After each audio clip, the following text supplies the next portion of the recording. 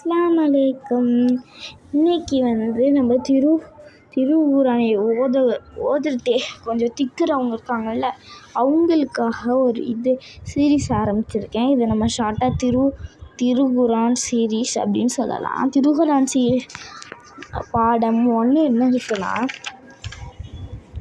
பாடம் 1ல் அலிஃப் பே தான் இருக்குது. இதை நம்ம அலிஃப் பே அந்த மாதிரி சொல்லக்கூடாது. இதை எப்படி சொல்லணும்னு சொல்லித்தரேன். அலிஃப் பா தா சா ஜீம் ஹா ஹ டால் தால் ரா ஜா ஷீன் ஷீன் லாத் ஷாத் லாத் தா லா ஐன் கைன் ஃபா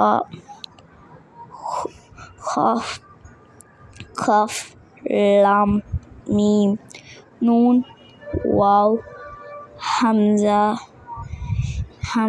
இது நம்ம இப்போ இது உங்களுக்கு போக சொல்கிறேன். இந்த அலிஃப்க்கும் இதுக்கும் ஒரே மீனிங் தான். பேர் தான், அது பேர் அலிஃப், இது பேர் ஹா. இதை சொல்லலாம் ஹா யா. இது ரெண்டுத்துக்கும் ஒரே மீனிங் தான். இதில் லாஸ்ட்டாக லாம் அலிஃப்னு வரும். அது எனக்கு தெரில.